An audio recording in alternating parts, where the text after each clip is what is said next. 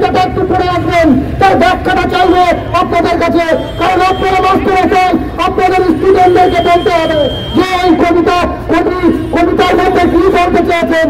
কবি বলেছেন জার্মান খ্রিস্টানদের ধরতে হলে তখন আমি কিছু বলবেন না, কারণ আমি খ্রিস্টান নই। ওরা যখন সোশ্যালিস্টদের ধরতে হলে তখন আমি কিছু বলবেন না, কারণ আমি সোশ্যালিস্ট নই। যখন আমাকে ধরতে হবে তখন আমার হয়ে বলার কেউ রইল না। তার মানে আপনাকে ধরতে আসবে। আপনি মনে করছেন 15 বছর চাকরি করছি, 15 বছর চাকরি করবে, ওরা যা পারে তাই করুক, আমাদের জন্য লড়াই করছে। আর সেই লড়াইয়ে আপনারা বলি হচ্ছেন, যারা আসছেন তারা মূর্খগুলো আসছেন, সেই মূর্খগুলো এসে আপনাদের অধিকার আদায় করে দেবে। বন্ধু, আপনারা মূর্খ স্বর্গবাস করছেন। একে একে দেখবেন তো আজকেই একটা প্রমাণ করে দিচ্ছি। আজকে যখন শিয়ালদা স্টেশন থেকে নামলাম, একজন আমাকে দেখেছেন, দেখেই বলছেন ওই লোকটি কোথায় নাই, আমার পিছন পিছন চলে গেছেন কোন মার্কেট পর্যন্ত। স্বামীন্দা কোথায় আপনাদের জমা বলছে জমা শিয়ালদা, তার মানে ওই নেমকি ইঁদুর স্বামীনাথ পাড়ার পিছনে ছুটছে। কারণ এই হেলিকপ্টারের বাসিওয়ালা বাসি বাজাতে বাজাতে সমুদ্রে আপনাদেরকে ফেলে দেবে। তারপরে কি হবে? যারা বেঁচে থাকবেন তারাও ভাববেন যে আমাদের জন্য এখন আর কেউ বলার থাকবো না, বলার নেই। বন্ধুগণ, ভাববেন, ভাবার সময় এসেছে। আগামী দিনের জন্য ভাবুন, আজকের জন্য ভাবুন, আগামী কালকের জন্য ভাবুন। আগামী কালকে আপনার চাকরিটা সিকিউর থাকবে থাকবে ভাবুন। আজকে সারা পশ্চিমবঙ্গের নয়, সারা ভারতবর্ষের শিক্ষক সমাজ, শিক্ষক সংঘ আন্দোলন একদম কলুষিত হয়ে গেছে। শিক্ষক আন্দোলন কোন জায়গায় যারা মানছে না। কেন যারা মানছে না? শিক্ষকদের মতো এত কাপুরুষ, এত বেইমান এরকম ওদের দেখা যায় না। ওরা ভাবছে যে আমাদের চাকরিটা থাকবে। বন্ধু, সুপ্রিম কোর্ট গত পরশু দিনে জাজমেন্ট করেছে। সেই জাজমেন্টটা একটু ভালো করে দেখে নেবেন। আপনাদেরকে টেস্ট দিয়ে আসতে হবে, টেস্ট দিয়ে আসতে হবে। বুড়ো আমরা জোয়ান যা কিছু আছে সবাইকে টেস্ট দিতে হবে। উইদাউট টেস্টে আর চাকরি রাখতে পারবেন না। বন্ধুগণ, মনে রাখবেন, আমরা ভোটে আমরা পড়ছি। আপনারা গভর্নর আছেন, হয়তো ভাবছেন আপনারা কোনোদিন ভোটে হবেন না, আপনাদেরকেও ভোটে হতে হবে। মনে রাখবেন এই কথাটা। ভোটে পড়ে গোবর হাসে, গোবর ভাবে যে আমরা আর কোনোদিন ভোটে হব না। বন্ধুগণ, আপনার রস কতদিন আছে সেটাই দেখবে। একটা টাইমে আপনার রস দেখবেন কি হয়। এই কলকাতা থেকে কলকাতাতে আস্তে আস্তে একটা ভাবছিলাম, কথা বলছিলাম, আর কবে হবে, আর কবে আমাদের ডেভেলপমেন্ট হবে, এই ডেভেলপমেন্ট কতদিন লাগতে পারে এটা ভাবছিলাম। ভাবতে ভাবলাম যে একটা দিন তো বলেছিলেন 6 মাস থেকে বছর 3, তারপরে তো আর কতদিন, এই আর কতদিন করতে করতে আমাদের জীবনটা একটা সময় একটা জায়গায় এসে থেমে গেল। শিয়ালদাতে এসে থেমে গেল, ট্রেনে থামলে আমার জীবনে থেমে গেল। এখানে এসে দেখি আমার সঙ্গে অনেক বন্ধু রয়েছে, ঘুরে যাবে কতজন হবে, ঘুরে যাবে কতজন দাঁড়িয়ে আছে, যাদের পেটে খিদে আছে তারা দাঁড়িয়ে আছে, কাদের পেটে খিদে আছে যারা খেতে পারবে দুঃখ, আর যারা খেতে পায় তারা বাড়িতে বসে আছে। আর কেউ স্কুলে গিয়ে হেডমাস্টার মশাইয়ের SIS এর তারা পদগ্রহণ করছে।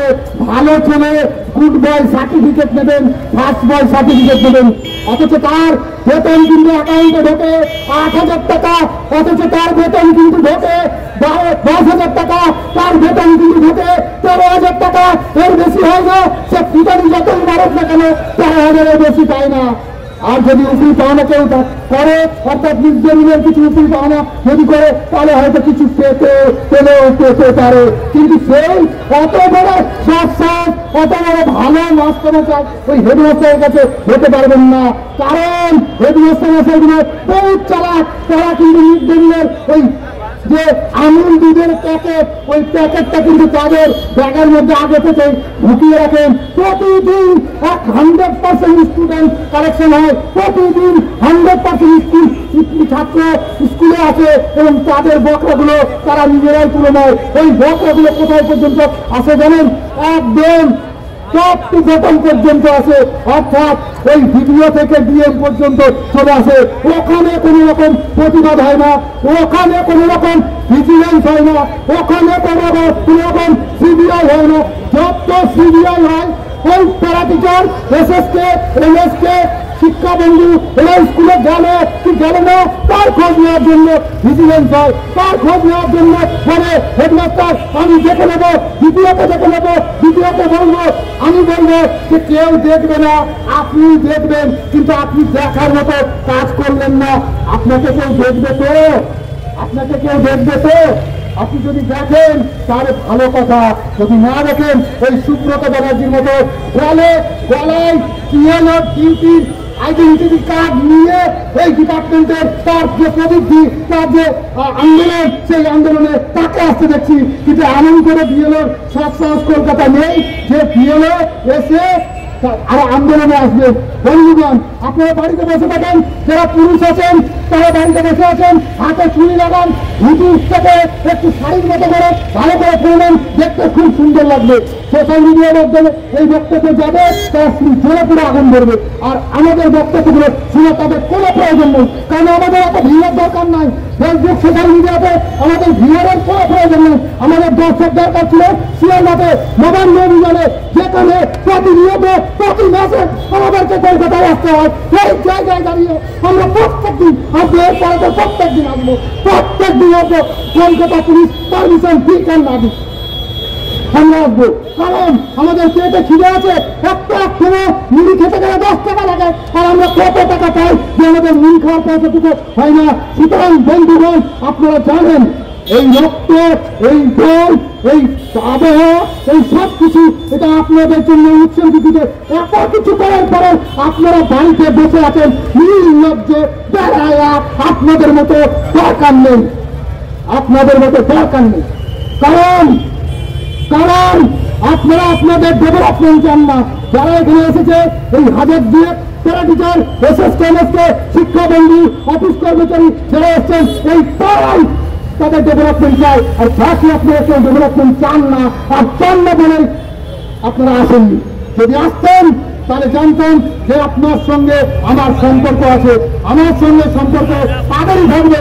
আমি ফেসবুক ওয়ালে পরিষ্কার করে বলে দিয়েছি যে আমার সঙ্গে তাদেরই সম্পর্ক থাকবে যারা আমার আন্দোলনকে, আমাদের আন্দোলনকে সমর্থন করবে, পারিশ্রম দেবে, আন্দোলনকে স্বীকৃতি ঘটাবে, আন্দোলনের পথে এগিয়ে যাবে, আমার সঙ্গে তাদেরই সম্পর্ক থাকবে। তাতে আমাকে ভালো বক্তা বলুন, খারাপ বক্তা বলুন, ভাষা জানুন, চাষা বলুন, যা খুশি তাই বলতে পারে, আমার পেটে খিদে আছে। আর একটা কথা বলি, মাননীয় মুখ্যমন্ত্রীকে বলে দিন, আপনি বলছেন গণ আন্দোলনের প্রতীক, আপনি বলছেন যে গণ আন্দোলন, আমরা সবসময় গণ আন্দোলনকে সমর্থন করি, আপনি গণ আন্দোলন করে আসছেন, আপনি নাকি প্রকৃত বামপন্থী। আজকে এরা যারা এই যুবককে 8,000, 10,000, 13,000 টাকা বেতন পায়, তারা রাজপথে গলা পাঠাচ্ছে, শুধু শুক্র হয়ে যাচ্ছে, বেরোনোর জায়গা নিয়ে পাচ্ছে না। তারা কি বামপন্থীদের ছেটাও কি আর অন্য কোনো পন্থী আছে? অন্য কোনো পন্থীটাকে আপনি বলে দিন। 2 নম্বর, আপনি রাজপথ আগলে রেখে, আপনি অফিস আগলে রেখে, আপনি বিধানসভা ভাঙচুর করে গণ আন্দোলন তৈরি করেছিলেন। আপনি যখন ক্ষমতায় আসেননি, আপনি বলেছিলেন কোথায় কোথায় এখানে সংবিধান মানে না। আপনার কোন সংবিধানে আছে যে মানুষগুলোকে এতটাই অবিচারের মধ্যে ফেলে দিয়ে, মানুষগুলোকে এতটাই তাদেরকে শোষণ যন্ত্রের মুখে ফেলে দিয়ে আপনি সংবিধানের দেওয়া চলেন? কোন জায়গায় লেখা আছে এই দুঃখ মানুষগুলো? আমি দেখতে চাই সংবিধানের আর্টিকেল 22 226 পরিষ্কার করে বলা আছে, আর্টিকেল 22 বলা